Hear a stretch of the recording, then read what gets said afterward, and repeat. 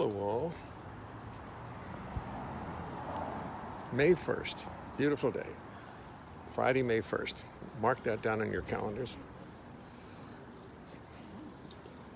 You are here, May 1st. It's 6:57 p.m. and all is well. Found another parking spot for my car, you'll be glad to know. Right up the street. These things matter. These are important things. Hi, Mike.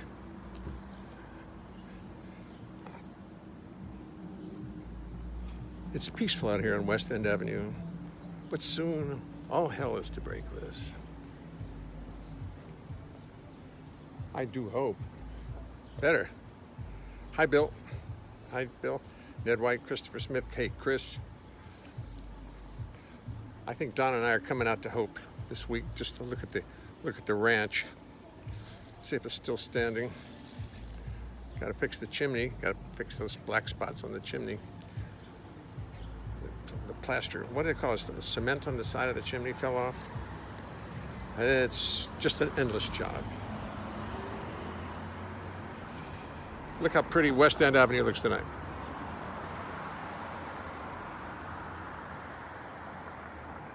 That's going north.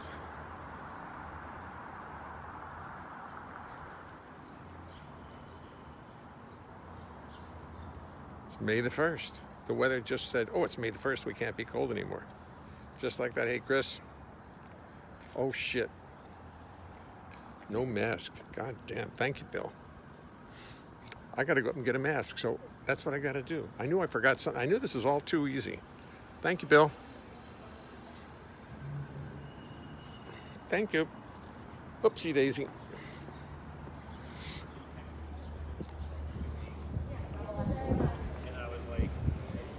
Forgot my mask. Oh, I'm mortified. And I could be dead too.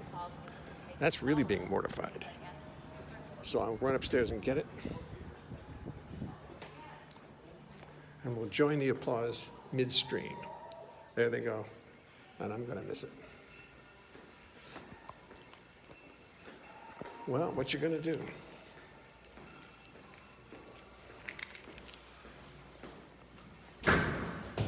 That's what I get for rushing. I was in my office looking for things. You know all the excuses. I don't have to tell you all the excuses. I'm sure you know them all.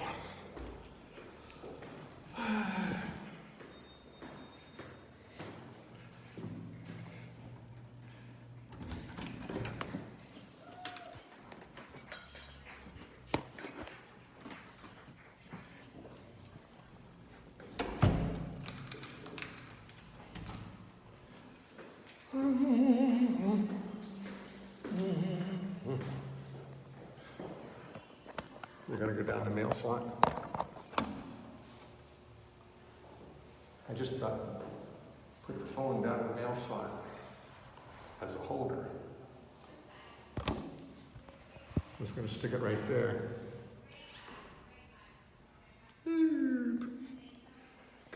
Nice. Good thinking.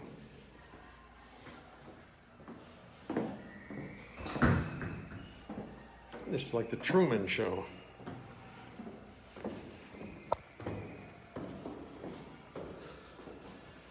Everybody else is doing this just for me.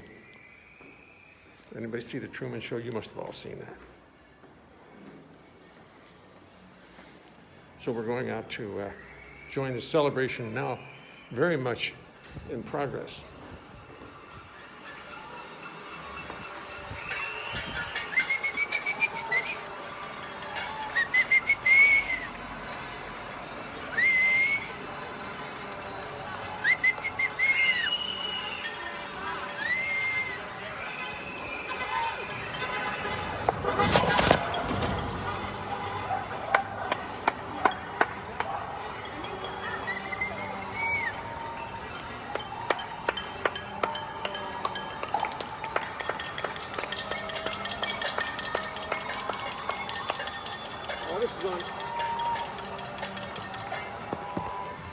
This is on 88th Street.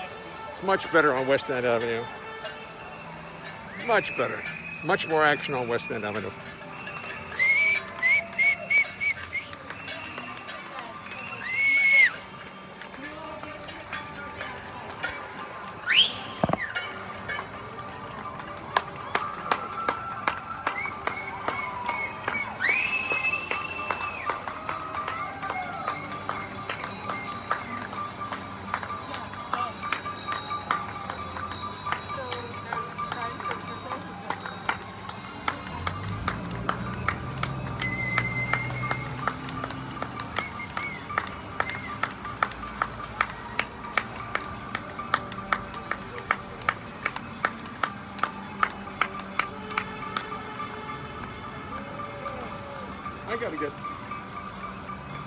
I gotta get a drummer down here to set up and play during this. That's what we need to do.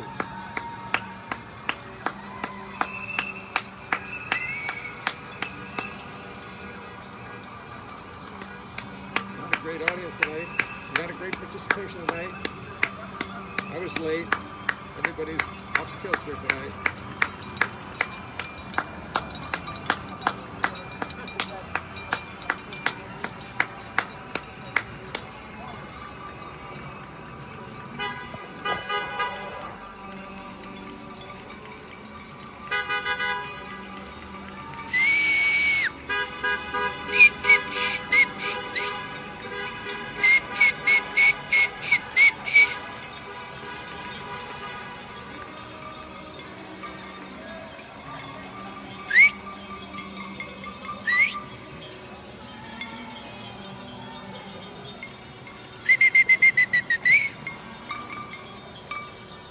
Good tonight.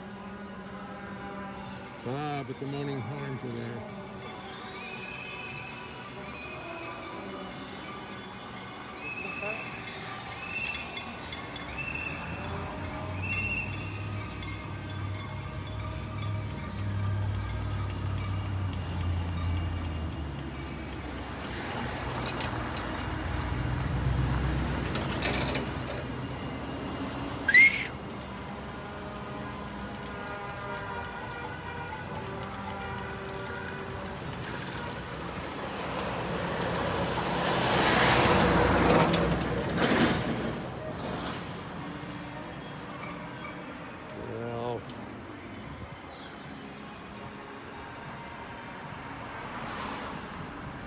Yeah, Mike, you're right. Oops. You should have seen it last week. Did you see it last week, Mike Melito, where the all the ambulances lined up and down the street, and the guys get out and sing "America the Beautiful"? It was really quite moving. It truly was. Well, tonight's not a big. Nobody's carrying on too much tonight. I don't quite know why. Friday night here in New York City, there should be. And nobody's going anywhere. Maybe they are. I think they are.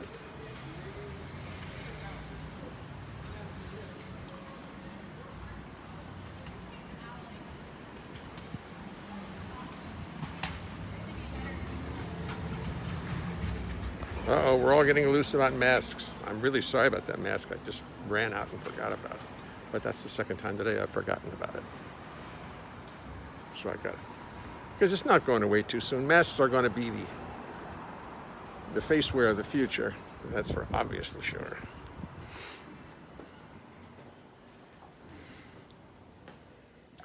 Howdy.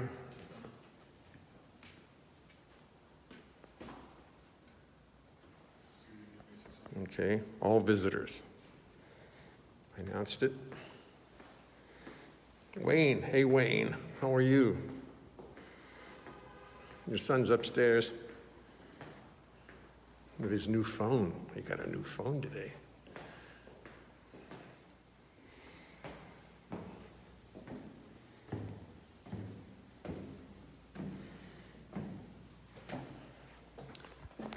Up the mighty stairs.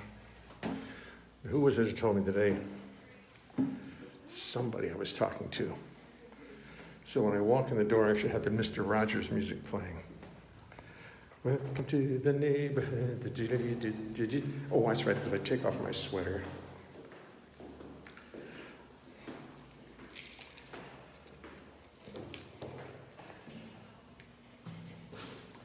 Welcome, everyone. Welcome to the Leonhart house. Who said that? Somebody said that.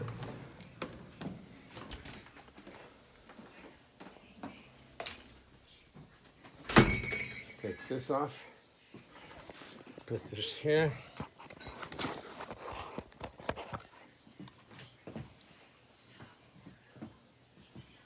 Welcome to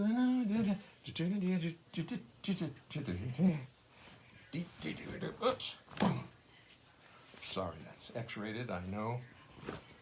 Let me get my brush.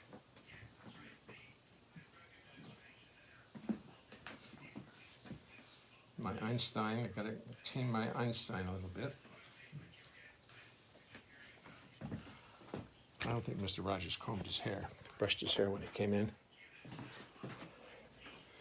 Bob Ross did, though. Bob Ross did before he showed you his paintings. A little tree over here. Huh. I'm not going to show you the case of wine that just arrived. I'm going to leave that to your imagination. Case. Somebody's thinking big around here. I mean, all that Thunderbird. Who needs so much?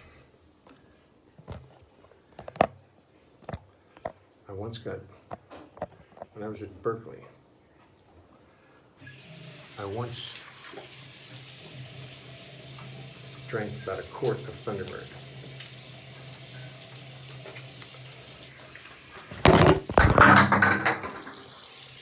Nice catch. Just won't stop here. It just won't sit still. Anyway, the phone fell down, knocked the hairbrush into the tub. No, that wasn't at Berkeley. You sound very happy. Me? Yeah. Good, I'm glad I do. My grandson said I sound very happy. Good. He's right. When I'm with my friends, Vaughn, I'm very happy. And when I'm with you, I'm very happy. True. I'm happy when I'm with me too. Okay, he's happy when he's with me too, he says. Cute. Okay, here we are in the laboratory. Oh, here's a great letter.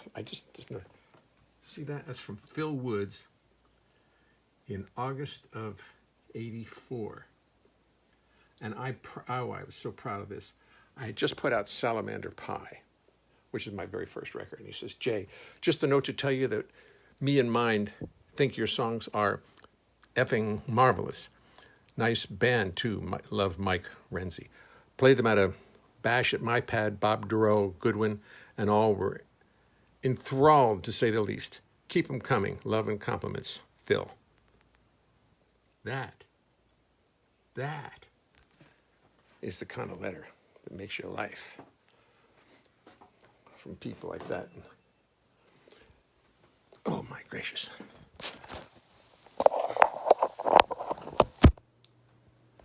I have to turn on the,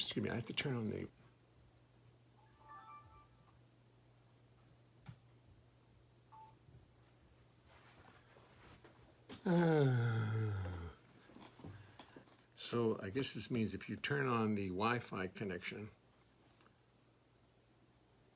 during the broadcast, the live streaming, your phone says, I'm going over to the Wi-Fi. Excuse me. And it cuts out. Hi, Nick, Ed Bennett, Paul Rostock. How about Paul Rostock is watching? Hey. Christopher Lentz says hi to Vaughn. Very good. I made a mistake last night. I did not review everybody who came in. And, I really like that. That's really fun. So I have to stop and remind myself to just see who's here and who's saying what, because sometimes I can't read it when I'm standing up there. Where are my notes for today? Oh, boy. I actually took notes for today because I had things I wanted to discuss. Oh, yeah, here it is. Here they are. I was thinking about Rosie Clooney this morning, and I've never mentioned her because I don't have any pictures of me with her. I don't think I have any pictures, but guess 90s. I guess during the 90s. I played with her a lot in New York with John Otto, who passed away recently. Joe Cacuzo, who passed away, but 8 years ago, I guess. And what was that a musical? What's that? Was that a musical group in the 1980s from Australia? I don't know what you're referring to, Stephen. I don't know what I said that you're referring to. And I worked with Rosie for about 10 years, and she was the greatest. She really was. Wonderful artist, and I'll tell you more about her. But I have no pictures to show you. Nothing to show you. Not a photo of Rosie, although I bet I could find one on the internet. Anyway, what is this? Investors Bank. I don't want Investors Bank. My computer's catching up with me. Done. Thank you. Let's close this. Thank you. Let's close this. Thank you. All these videos are up on YouTube, should you be so crazy. I feel masochistic as to wish to review them, but I'm going to review them eventually and take the best of. And what I'm going to do with it, I don't know. But I'll take the best of and just put it up on YouTube also, because there have been some very good moments, very funny moments, as far as I'm concerned. I got a great letter from Al Kutzen today, too.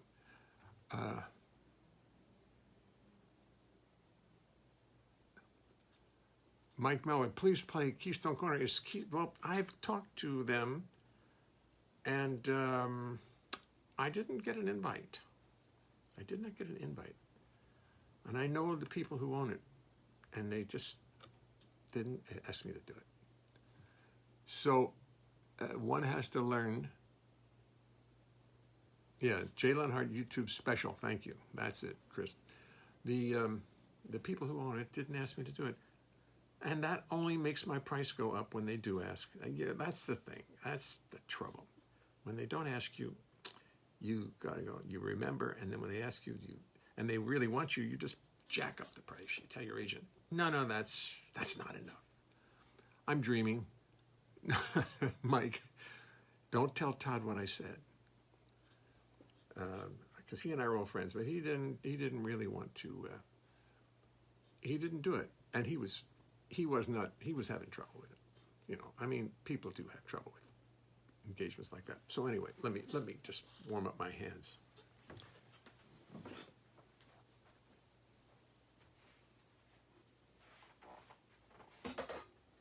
Got to get my music stand. You never know when a music stand will be of value.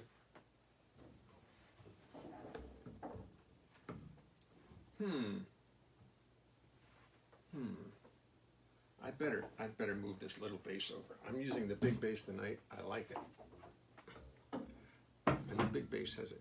The little bass has a serious crack in it right now.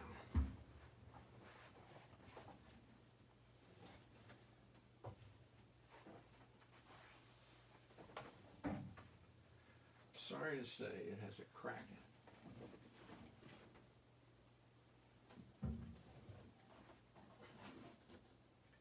Right in the front.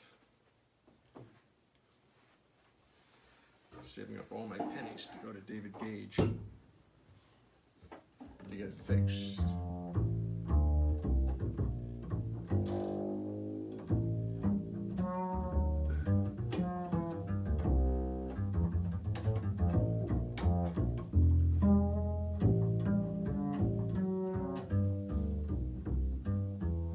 Let me tell you something as we start the show. It's a little something I thought you should know. So I will tell you as you settle into place. It's impossible to sing and play the bass. You're a lovely group of people. You deserve the courtesy of knowing what you can expect of me. I have practiced. Will I mean a thing? 'Cause it's impossible to play the bass and sing. You see, the bass is fretless. It's not like a guitar. On bass, you spend your whole life wondering where the hell you are. It's got no little markers, just a fingerboard so bare, and lots of notes which often are not there, are not there, are not there, are not there. So as I make 1,000 errors, sit there and be kind. Do not throw tomatoes at me, keep this all in mind. Remember, this is serious. Remember, this is art. So I've got da da da da da da da. See, so as I make 1,000 errors, sit there and be kind. Do not throw tomatoes at me, keep this all in mind. Remember, this is serious. Remember, this is art. Remember this, or I will fall apart. Then I'd have to pray to God to come and intercede. And she'd only sit and laugh at my wanton greed. She made the rules for molecules, atoms, time, and space. I say she made the rules for molecules, atoms, time, and space. Yes, she made the rules for molecules, atoms, time, and space. And she knows it's impossible. Zooby-doo-dah, doo-doo, doo-doo, doo-doo, doo-doo, doo-doo, doo-doo,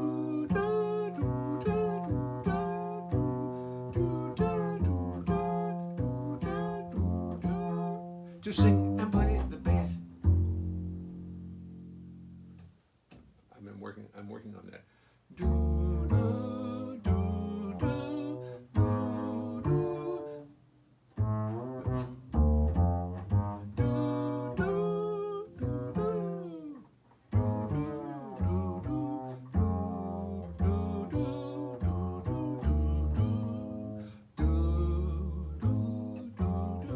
Diminished. It's difficult, but it makes you play everything very much in tune, because it sounds dreadful, as you can hear, when you don't play it in tune. So I was thinking of Rosie and Rosie Clooney, and I was thinking how I used to do sound checks for her. She didn't like to do sound checks, and then I sang it the other night and couldn't remember it. So I sat there this morning and figured out what the problem is, and I think I've got it. So here's Rosie's biggest hit, along with Red Mitchell's changes on the B section. It's because A, B, C. It's only got A, B, C. That's an ABC type of song. I think it's written by, the lyrics are by Sammy Kahn. I think he wrote them. Somebody tell me. Hey there. Did Sammy Kahn write Hey There? Hey there. You with the stars in your eyes. Love never made a fool of you. You used to be too wise. Hey there. You with your head in the clouds. She has you dancing on a string. That's not correct. That's not correct. And I practiced it. Hey there. You with your head in the clouds. Though she won't throw a crumb to you, you think someday she'll come to you. Better forget her. Her with her nose in the air. She has you dancing on a string. Break it and she won't care. Won't you take this advice I hand you like a brother?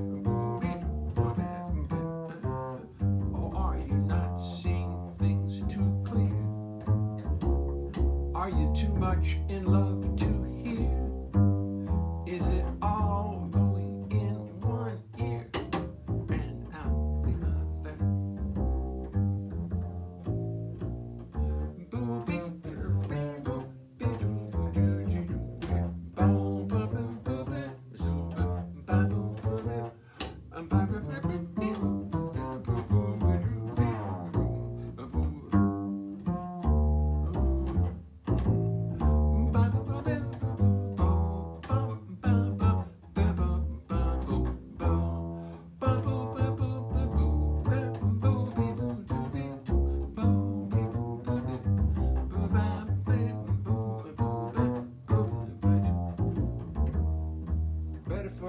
her with her nose in the air. She has you dancing on a string. Break it and she won't care. Won't you take this advice I hand you like a brother? Or are you not seeing things too clear? Are you too much in love to hear? Is it all going out one ear and out the other? Out the other. Out the other.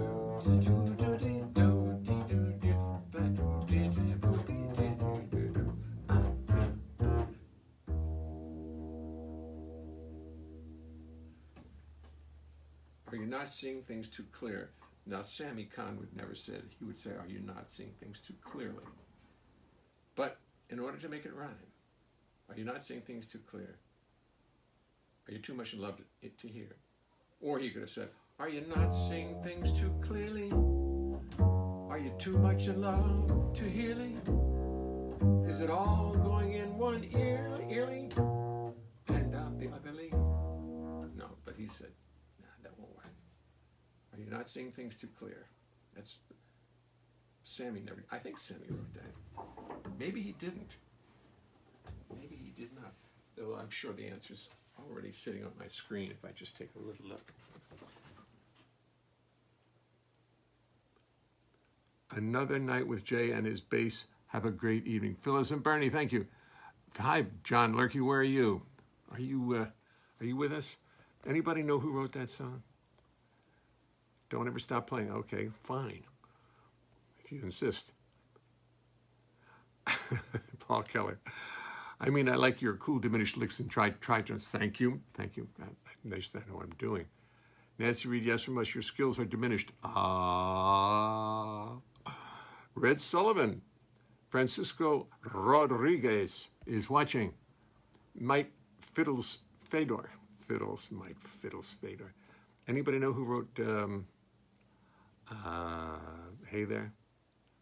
Richard Adler and Jerry Ross. Adler was the lyricist. Sorry. Richard Adler. Right. Thank you, John.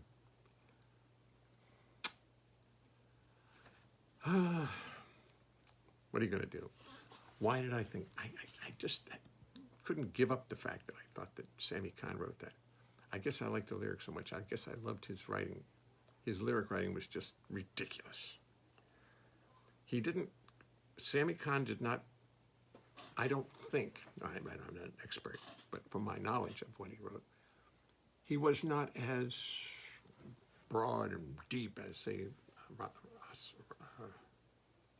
Oscar Hammerstein, or, a lot of people. But he wrote, music wrote a lot of Sinatra hits, made a lot of money. I mean, I don't mean to just make it sound like money, but he was a brilliant artist, and I used to work with him.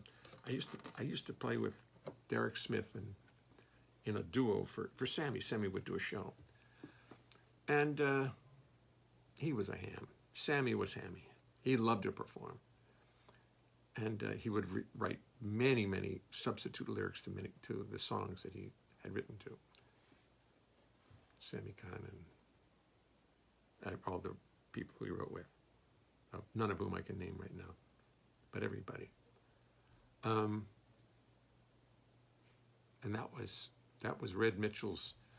Did you catch the descending 2-5, 2 minor 7-5-7 on the bridge, on the B section? And I always thought I love that when it happens, and it always changes the song and overhips the song and makes the song not what it was. But it's a jazz musician's way of screwing with a good song and making it hip, which I do all the time. Jerry Ross had a lung disease which took his life in November of '55 at the age of 29. Ouch.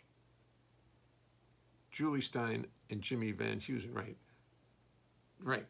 Julie Stein and Jimmy Van Heusen, thank you. Thank you. I've just got John Weber's just he's like a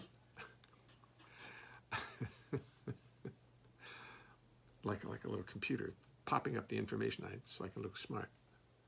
Julie Stein, Jimmy Van Heusen, very good. Anyway, Rosie, I used to sing that for her, and I loved her. She was the greatest. And that's about it. I never met her cousin, her nephew, George. He never came to any performances, but all the other Clooneys did, including his daughter-in-law. What's her name? What's her name? If some quick, tell me. Pat Boone, Debbie Boone, and encyclopedia. Howard Gloucester, an encyclopedia salesman. Pat Boone's daughter, Debbie Boone, was married into Rosie's family, and she very well knew the drum fill. Pat Boone, Debbie Boone, Pat Boone, Debbie Boone, Pat Boone, Debbie Boone. She loved it. I said, my gracious, had to have a drum figure named after you. That's notoriety. That's fantastic. Anyway, I want to say hi to John Eaton in Washington, D.C., who is, I just spoke to this afternoon, the pianist in Washington, who I adore. He and I first played together in Baltimore in the Pier 5 Jazz Band, which I've mentioned from time to time, which was a great band. And we were going over the personnel this afternoon. I can't remember everybody, but Gene Franklin, Mike Palmieri played trumpet, Larry Algiers played drums. He was good. Bill Goodall was the bass player who I first learned to play bass from, and John Eaton played piano. Then I played banjo in the band, as loud as I could, driving everybody crazy. My brother and I both did. Bill, who was the lead player, and I was the fool and the tenor banjo who played too loud. But we played good, so people liked the band like that, and it drew people, and they couldn't fire us because they didn't want to fire us. I never got the impression they wanted to fire us. But 2 banjos is a lot. 1 banjo is a lot. You know the old story. We went to after the gig, we put our banjos in the trunk. We went to have a hamburger at a White Tower. We came back, somebody had broken into the trunk, and there were 3 banjos in the trunk. Boom. Could I hear a drum beat from all of you? Okay, I'll stop. Anyway, I sent John Eaton and I had a long discussion today about listening to Duke Ellington the other day on his birthday, what was his birthday. And man, you listen to the stuff he wrote in the 40s, it's crazy. Bucket of fish. Bucket of fish.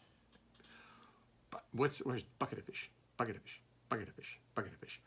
Pat boom, Debbie boom, bucket of fish. Bucket of fish. Pat boom, Debbie boom, bucket of fish. Bucket of fish. I don't know where bucket of fish comes up. Biddle boom. Biddle boom. That's the ending. Maybe that's the ending of it. I know he is. You can't stop him. But that's okay, because I love it. I'd love to hear from John Weber. And if we could only get him to play for us, if I could only... Yeah, same joke with banjos and accordions, right? Well, yeah. I mean, it's just a terrible joke, but I had to tell it because it's my job. I mean, I get big money. My sponsors, wherever they are. My daughter cleaned a room last night, and now I can't find anything. Oh, my sponsors really insist that I talk. And here's my sponsors who tune in. There's really no money involved. They just tune in, but there was money involved in making this. So we're selling that, and I want to thank you all for your outrageous purchases of it. Roger Kellaway. This is a good record. Did you ever hear this record? Me. Notice who comes first. It's Roger's record, but I'm the first person I mentioned. Peter Erskine, Roger Kellaway, and myself. New jazz standards. I haven't even taken the cellophane off this yet. do. I'm doing that for the YouTube video, which this will be. And let me see. What do we have here? Here. You want to see an old picture of me? Here. You've seen enough of them. Look at that young fella. That's 1988. That would be 32 years ago. Oh, yes. And other. Oh, and Donna's album. You gotta see Donna's album. This really is a good album. I recommend the next time you go to Sam Goody or to, what were the other radios, what were the disc record stores? Sam Goody. I've even forgotten what they were. That you pick up a bunch of them. Bill Crow lets us know that a California comic was telling a story. So the car runs off the road and hits a tree. He looks at the drummer, who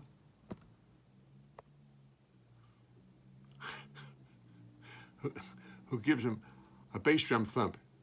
No, a big tree. The drummer's, that's, no, a big tree. A Catskills comic was telling the story. So the car runs off the road and hits a tree. He looks at the drummer, who gives him a bass drum thump. No, a big tree. No, a big tree. The drummer adds a snare roll. No, a bit. And then I'll have to get the rest of the story from Bill. Because this stops at no, a bit. Tim Ratner is watching. George April is watching. Howard Gloucester. A big tower. Big tower. Listen, while we're at it, do me a favor. Give me some words.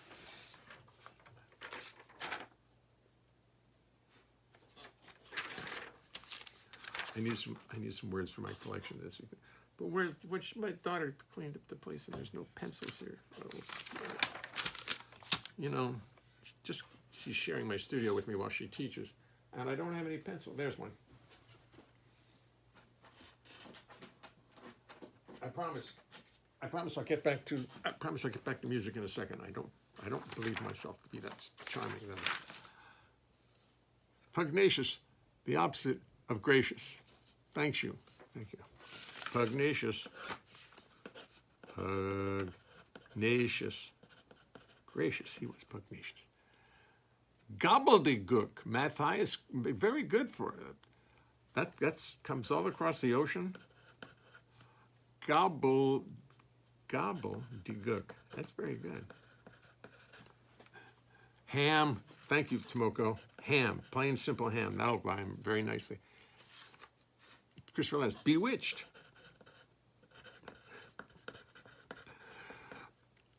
Bill Crow, dominatrix.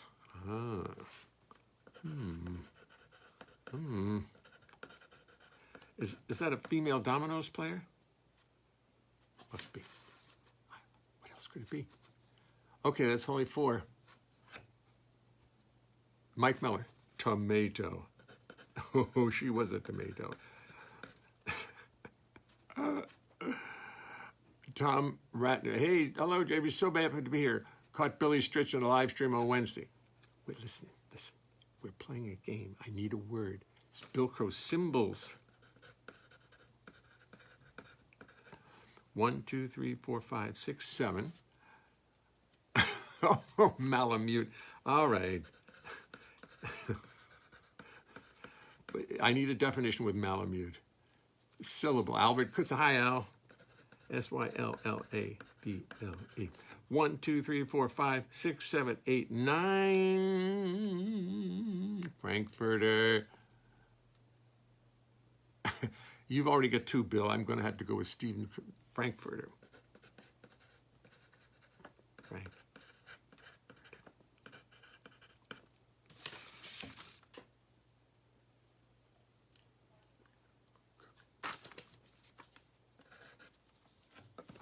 Thank you.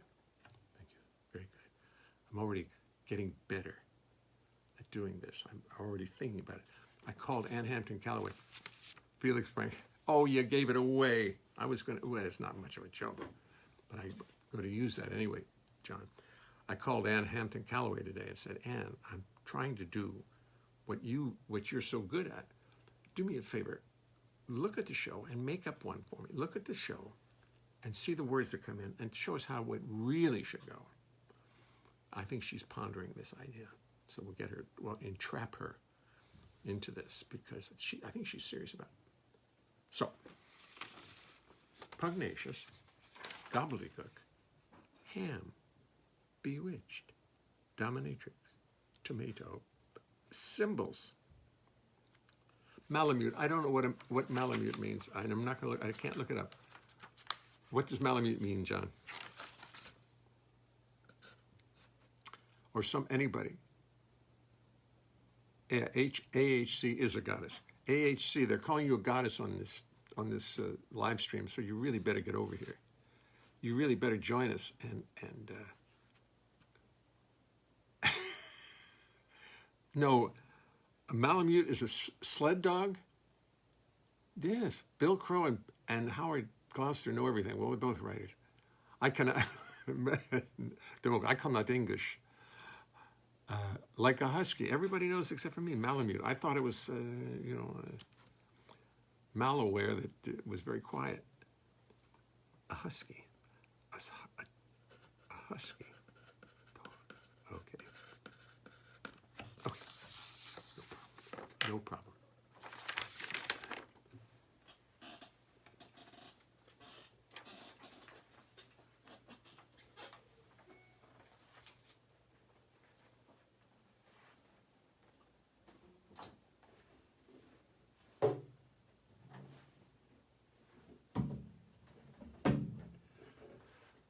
Oh, dee-dee-da-doo, dee-dee-da-doo, dee-dee-da-doo. I turned it around, so I have to turn it this again. I'm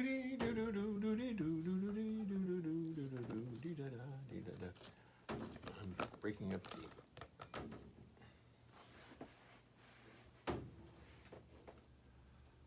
Oh, this space is going to have to be moved. That's all. I'm going to have to get the other one to move it over here. One bass is banging into the other. One bass was banging into the other one day when a man said, "Make the rest of the jug." The bass was walking down the street one day. If you hear a loud, hollow bump, you know what that is.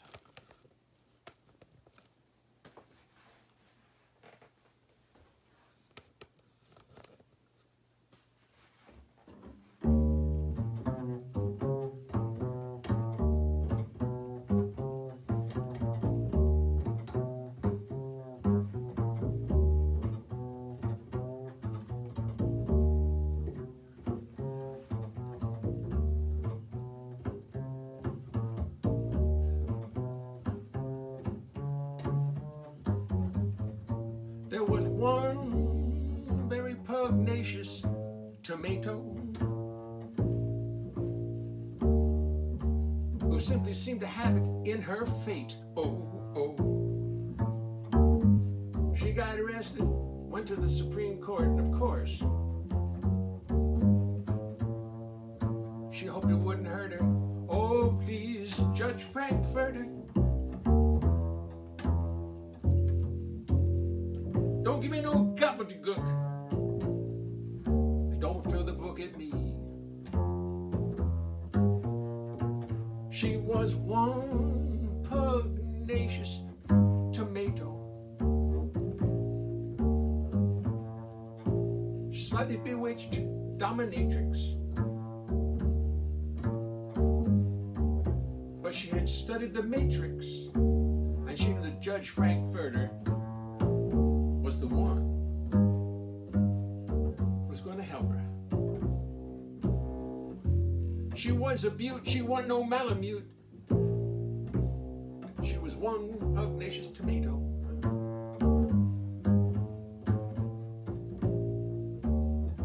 Meanwhile, what's her name? Justice, the woman on the court now.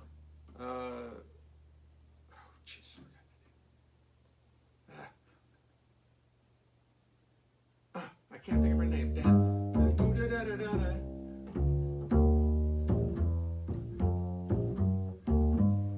Too bad. Well, we'll go with just about Justice Ginsburg. Tired of playing with symbols. Was doing some knitting and listening very carefully. Her fingers all wrapped up in thimbles. She said in one syllable, "This has got to end. No, no, no, no, no, no, no." This very bewitched dominatrix, who we happen to find on our matrix. I like the way she looks. Ain't got no gobbledygooks. She's one pugnacious dominatrix. So Judge Frankfurter found her innocent of all charges. And now she runs the Senate. Oh, well, that's not fair. Because I really like, what's her name? She's one pugnacious dominatrix. I almost got there.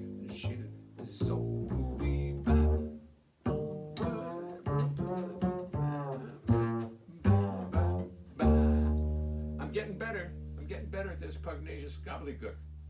I'm finding how to rhyme things.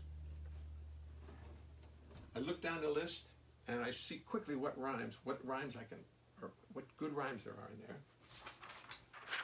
Then I try to look for a story, any story. The more far out the story, the better, which is exactly what Hampton Callaway would have done. I mean, she's got to call in one of these days and do this. Thank you, Howard. I mean, John, you're very kind. What was I thinking about? This reminded me of something I really wanted to tell you about. But it's so easy to get distracted here. Yeah, I told you about the being at the Supreme Court and playing a concert. But it'll take me. I haven't prepared this. So somewhere in the pictures here are me and Justice Ginsburg, my wife Donna, and I and Justice Ginsburg, and also me and Justice Thomas. Big smile. He loved the music we went down there with. Did a concert with Barbara Cook, John Pizzarelli, Ted Rosenthal, and myself. And we all had a ball down there. I mean, you know, in the Justice Building, in one of the big rooms where I don't know what they do there. It wasn't the main courtroom, although I did get to see the main courtroom. I guess many of you have seen the courtroom. That's a somber and important place. Oh, Nancy Pelosi. That's what I was thinking about. I love Nancy Pelosi. Why? Well, my sister went to high school with her in Baltimore. She was the daughter of the mayor of Baltimore, Tommy D'Alessandro.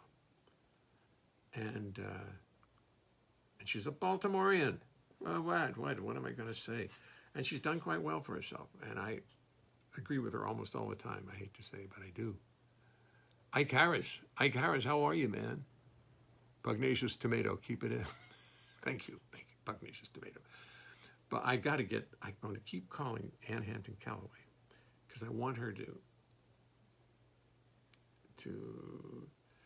send me just a recording of her sitting at the piano with one of these words, making up a song. And I'll put it where we can all see it, and you'll see how it's done. Because she can make a story out of anything. But I have got a list of these words that have been sent in, and they're much harder than the words she gets, because her audience doesn't give her bewitched dominatrix, tomato, symbols, malamute, syllable, Frankfurter. Last was proctologist, horoscope, upsidasium, Clorox, Fortnite, potassium. This is a difficult bunch, but I'm up to it. Anyway, I was talking to John Eaton today, John Weber, you must know John Eaton. A lot of you must know John Eaton, but he's the pride and joy of Washington, D.C. And I worked with him a long time ago, and we were talking about Ellington.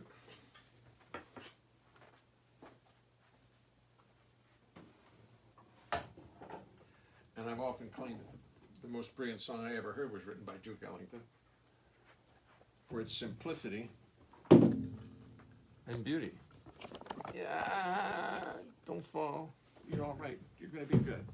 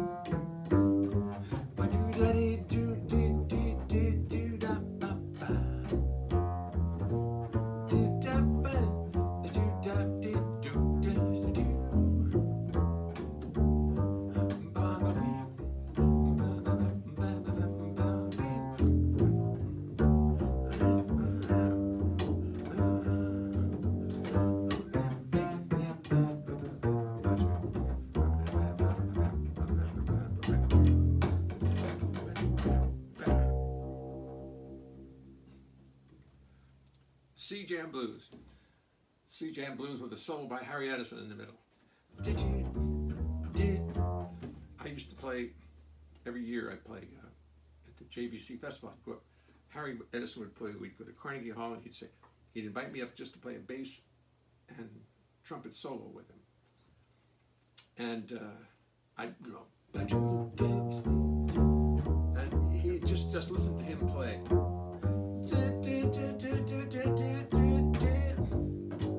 was the most amazing thing.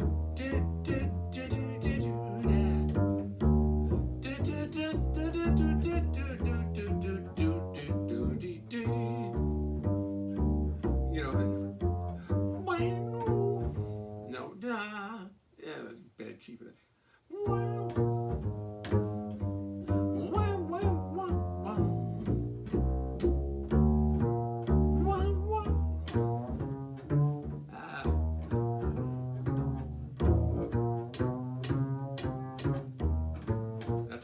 Switch different sizes basses.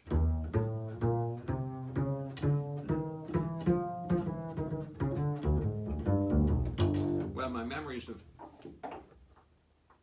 Harry Edison are very dear because I really didn't know him at all other than to play those concerts with him. I just didn't know him at all. Didn't know him a bit. But God, what a pleasure it was to just to sit and to have him ask you to join him and come out and play for that big old audience at Carnegie Hall, just bass and voice. I carried that with me. Another time at Carnegie Hall, I was playing a benefit for Sting, the Rainforest concert, and Pavarotti always joined this concert. And one night we sang, he invited the whole cast out, and we sang, da dee da doo da da da da da da doo dee dee da dee da. And Pavarotti, I'm standing about 2 feet away from Pavarotti, not 6 as I now would do. And I can feel the floor shaking as he's going, ooh, what a voice. I mean, and to stand that close to it and hear that voice, wow. And like I told people last night, go on YouTube if you get a chance and look for Pavarotti's granddaughter singing. She's about 10, 9, 10, something like that. And she already has a magnificent voice, and it's just like Pavarotti. I swear it's like Pavarotti. It's really sensational. You have to see that. You have to see it and hear it. I want to thank my friend Al Kutzen for his letter he sent to me today. I left it out here today, but he talks about a very seminal moment in his life when he was a kid, and he went to. There was a game at Yankee Stadium during the war, and he said the Yankees weren't very good during the war, and I didn't know because I was 4 at the time. And we had Baltimore Orioles. I don't know where they were in 1944. I have no idea. But Al said they had a ration of, people were rationing everything. Looked for paper and for metal and aluminum. Anything you could get your hands on was valuable to the government during the war. And they had a day at Yankee Stadium where if you brought 50 pounds of paper, you could get in for free. And Al and a friend of his went, they didn't have to go too far because they were in a tenement or an apartment house in part of Brooklyn. I forget exactly what part it was. Canarsie? I don't forget where it was. And they quickly got 50 pounds of paper together, each of them. And then they had to bring it all the way up to Yankee Stadium from the farthest away from Brooklyn you could get in Brooklyn. And the subways and up the stairs and subways and doing this and doing that and lugging it up 50 pounds of paper each. I mean, 50 pounds is a lot. I just brought up a case of wine. Must have weighed 40 pounds, and that was heavy. 10 bottles of wine. How many bottles in a case? 12? 8? 12. Whatever it was heavy. So they carried this up to Yankee Stadium, got in a line, they were finally put the paper down, they were kicking it along, and a guy in front of them, a grown man, Al was probably in his teens, something like that, I'm sure, was just reading a newspaper. And they got to the door where the people who brought paper in could get in for free, and the guy took his newspaper post, put it on the pile, and they let him in. And Al looked at this, like they had left this 50 pounds of paper all over the place, and they had to. And Al says he learned a lot about life that day. He learned a lot about growing up, and it was the end of his youth and the beginning of his seeing life as it is. And I understand that. I understand that. Just the way it works. Some people, isn't there a Bible thing? There's a biblical thing about that too. Yes, I remember one son worked all day and got the one dime, and another son worked from noon, and the other son came in at 4:45 and worked till 5 o'clock and got the same pay, and everybody was pissed. And the father said something very philosophical, which really, I guess it makes sense. I don't know. I think if you work all day, you should get more. But I guess it was to say life isn't fair and just take it. Joe Grable was watching Dick Clark. Fake news. Yes, I'm fake news. Albert Kutza, thank you. Thanks. Thank you, Albert, for that wonderful letter. I'm framing that. That's going to go on my wall next to the. Is my Bernstein poster up there? Oh, I got to put my Leonard Bernstein poster up there, where he thanked me for that song, as if he had heard it, and I don't think he did, frankly. frankly. I think I don't think he wrote the trouble because he was not very well when I got that. Okay, it's 7:58, and it's really great to see everybody. I think I've looked at everybody here. Yes, people are talking to each other now. That's good. Just not during the bass solos, please. Use a cuspidor. Rofi, the Toreador song. Did I do that? Sue Mascaleras. Hi, Sue. I love your stuff on. Everybody should go look at Sue Mascaleras. Maskaleris. Her stuff on YouTube. Marcy Beck. Boy, I think about you guys all the time. I think about. I listened to the record that Joe and I did together. It's much better than I thought it was. From the Wayback, he plays terrific jazz from the Wayback Machine. Thank you. Love his ragtime. Cancel. You guys are terrific. Pelosi will make a good president, says Francois Zalakane. There you go. I know everybody doesn't agree with me, but don't get too pissed at me. Playing a double bass today. Playing double bass today. Oh. Two basses. Double bass. I get it. Ginsberg. Thank you, Tim. It was Kagan Ginsberg. I sat next to Ellen Kagan is her name? Ella Kagan. But I sat right next to her, and we talked all during dinner. And she is terrific. She sat right here. And Ginsberg was across the table, and this one here, and that was there. It was quite an event for me. And you imagine that, sitting with the chief justices and talking to them. And she's wonderful. She's Elena Kagan. She was just talking about this and that and everything, telling me how much she actually likes Clarence Thomas. He says he's a wonderful guy. He says he's a very bright guy. She says, well, I don't question his thinking, his politics. He said, blah, blah, blah, blah, blah, and so forth. But boy, was it nice talking to her. And I talked also to Justice Kennedy at the time, and I told him, that was when they were deciding on gay marriage. And I told him, he said, yes, I think gay marriage is a good thing. I have a lot of friends in New York who will really benefit from that. And he looked very seriously at me, and then he voted for it. So maybe it's all because of me. Did you ever think of that? No. Tomoko. Replying to Tomoko, thank you. That's very good of you. Wait a minute. They're starting to say who's replying to who. Trombone mute that doesn't work well. Wait a minute. Like a husky. A malamute. Thank you, Bill. Now that's what I should have thought about. A malamute. I'm always behind the game. Sled dog, Howard. Okay, we got that far. Oh my God, Red Sullivan says, Clactovestine. Oh, I don't even know. I'm glad I didn't see that. Milk toast. I could have used that. Malamutant. Syllable. Well, listen, you guys, thank you very much. I think I'll do one song and we'll all say goodnight. What'll it be?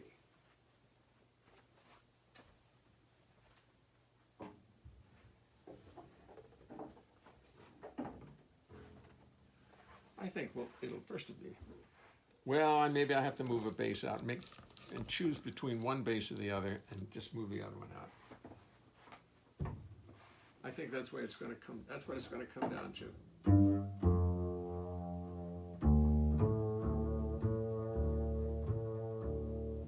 It's 5 p.m. I'm sitting in an airplane at LaGuardia. The captain says there will be a delay. Oh no, this isn't good. You see, I've got to be in Washington, D.C. tonight to play for Mel Torme. Out the window of the airplane, lightning's crashing, winds are thrashing, skies are dark, and rain is whipping by. Still, somehow, 3 hours from now, I've got to be in Washington, D.C. This plane has got to fly. I did not tell a soul last night about my little New York flight. I knew that I could make it back in time. But no, it looks like Mel Torme may play tonight without the bass. And let me tell you, that would be a crime. That would be a crime.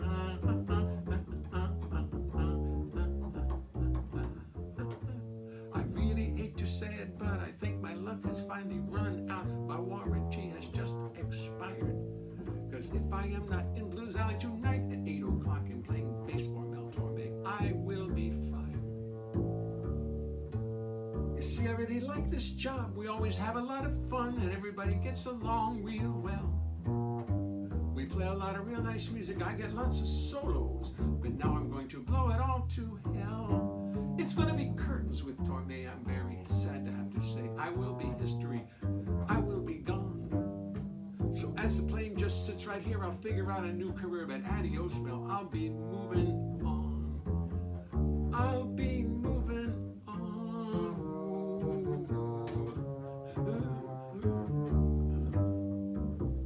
Then around 6:35, the engines roar, they come alive, and seconds later, we are in the air. I begin to think that there is hope that I may somehow make this gig tonight. Oh, do I even dare? God, the weather's terrible. We're flying right through thunderstorms, yet the captain just keeps pressing on. Now the airplane's diving, dumping, jiving, jumping, bouncing, bumping. I think I can see the White House lawn. It defies all understanding how we could be really landing, but at 7:30 we touched down. Congratulations, Captain. No, I never had the slightest doubt. Now, pardon me, I've got to get downtown. I get a taxi right away with absolutely no delay. I tell the taxi driver of my plight. Before we even settle down, he mashes that old pedal down. We fly to town as we make every light.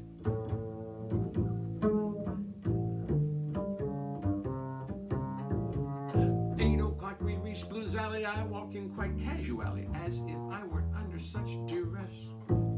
I saunter through the restaurant, trying to be nonchalant, but inside, I am a total mess.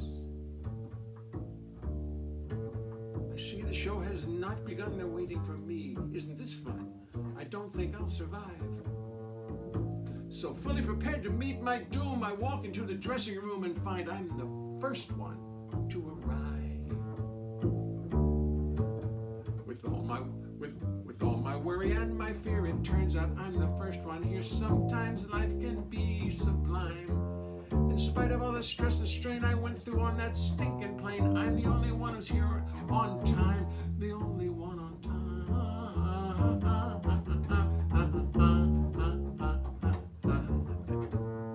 Then around 8:35, the others frantically arrive, apologizing all the way.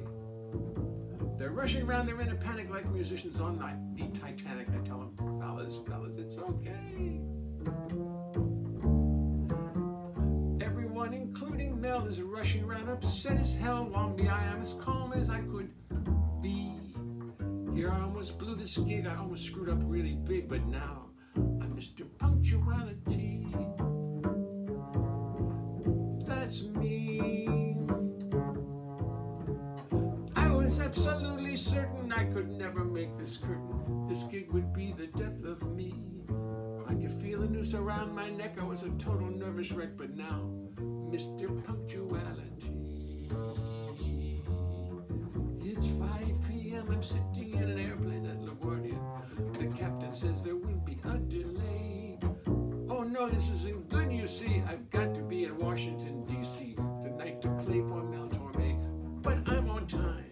Everything's okay, and I'm going to play for Mel.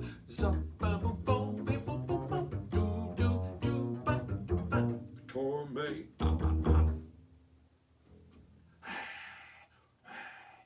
Did that one right. Okay, you all. I was just thinking. I was laughing as I was coming in. Somebody said, reminds me of Mr. Rogers. We should have. It's impossible to sing and play the bass in the background as I walk into the room. It's something. Let me tell you something as we start the show, but it's a little something I thought you should know. Anyway, thanks, guys. Pleasure to see you. I'll be here tomorrow. I'm not giving my grandson. Grandpa, why don't you take a night off? I said, no, Vaughn, no nights off. No nights off. We're going to work this out. We're going to master this. And besides, nobody's going anywhere. You guys can take a night off. I'll be fine. Yeah, I'm thrilled to have every one of you. If you want to take a night off, I won't even notice. I'll notice, but it doesn't matter. I know we've got better things to do. Some of you have to mow the lawn. Actually, be careful getting too active again, especially this crowd. Most of the people in this crowd have to take this a little bit more than seriously. All right, speak to you all later. Thank you very much, and good night.